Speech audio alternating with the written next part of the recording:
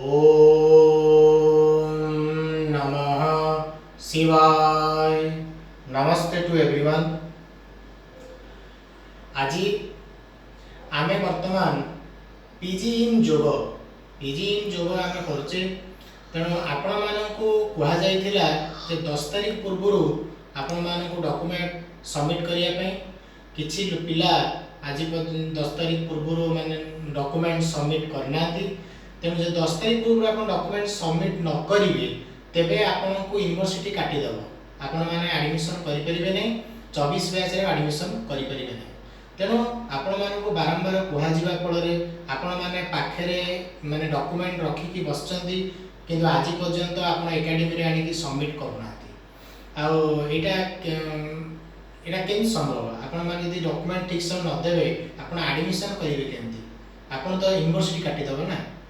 ता सहित आमर एकाडेमी तरफ 2 लाख टंका पर पिला पिछा खर्च करा जाउची। तेणु आपण मानको बारंबार करी कुहा जाउची जे 10 तारिख लास्ट डेट अछि, आपण ता पूरा डॉक्यूमेंट सबमिट करନ୍ତୁ। आपण पाखे धरि कि बसचंदी डॉक्यूमेंट आज सबमिट करनांदी केन कोन हो? आपण को यथाशीघ्र डॉक्यूमेंट आनी सबमिट करନ୍ତୁ, जा फल आपनकर एडमिशन 24 बैच रे हेई परिबो। जदि आपण डॉक्यूमेंट सबमिट न करिवे तबे आपण 24 बैच एडमिशन हेई परिबो नै। तेणु आपण सेतबे को हताश हेबे। तेणु आमे योग कहले आमे कौन बुझे? आत्मा और परमात्मा को संयोग को बुझे। योग अर्थ अष्टांग योग को आमे आचरण करुचे। यम नियम आसन प्राणायाम प्रत्याहार धारण ध्यान समाधि। जेतरा आमे एई सब नियम को आचरण करी परिशेष रे पहुँचुचे, सेतरा आमे समाधि रे पहुँचुचे, ईश्वरंकर परमात्मांकर संधान आमे पाउचे। तेणु योगर मूल उद्देश्य है शांति। आमे निजे शांति रे बंचिबा, अन्य को शांति रे रखिबा, आम परिवेश को शांति वातावरण रखिबा। ता सहित आमे कहा प्रति हिंसा करिबा नै, कहा को कटु कथा कहिबा नै, कहा मन रे कष्ट दबा नै। एटा हमर मुख्य उद्देश्य। तेणु आमे आज योग विषय आमे आलोचना कले। तेणु मोर आपण मान कहिया कथा एई कि जे आपण माने 10 तारिख पूर्व डॉक्यूमेंट सब सबमिट कर दियतु, जहा पर आपण एडमिशन ठीक भाबे रे हेई परिबो। तेणु नले आपण माने सफल हेबे, एकेडमी सफल हेबो। आसंतु आज मु योग थेरापी माध्यम रे किपरि आमे थायराइड रु मुक्ति पाई परिबा। देखंतु वर्तमान समाज रे बहुल परिमाण लोक मान को रोग होछि। थायराइड गोटे सेही प्रकार रोग छोटो आरंभ करी बड़ पर्यंत होछि। विशेष करी महिला मान क्षेत्र में देखा जाउछि। एटा थायराइड स्टिमुलेटिंग हार्मोन, एटा पिट्यूटरी ग्लैंड हम मस्तिष्क रे अछि, सेथु ए हार्मोन टा क्षरण होइते।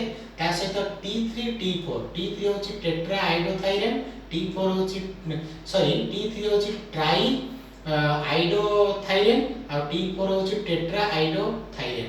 एना थायरोक्सिन हार्मोन रे जाउछि। तेणु ए हार्मोन ए T3 और T4 हार्मोन उभय शारीरिक मानसिक यौनांग क्षेत्र में ये हार्मोन मनुष्य शरीर को सहायता करते हैं।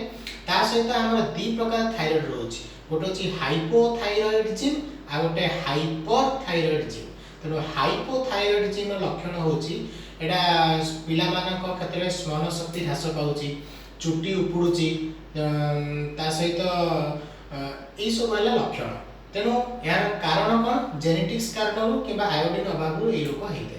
तेणु आमर योग थेरापी रे उस्तरासन रोची। तेणु ये उस्तरासन को आपण बारंबार अभ्यास करबा द्वारा थायराइड रु मुक्ति पाई परिबे। आ उस्तरासन वीडियो रो लिंक आपण मान को पूर्व दिया सछि। तेणु या आपण प्रतिदिन अभ्यास करंतु, जहा पर एथरो थायराइड रु आपण मुक्ति पाई परिबे। जदि एथरो आपण मुक्ति पाई परनांती तबे डॉक्टर को सहित परामर्श करंतु, आपण एथरो मुक्ति पाई परिबे। तबे आसंतु आज प्रैक्टिकल 4 यूनिट 2 रो उत्थित जानु शीर्षासन विषय कहबी।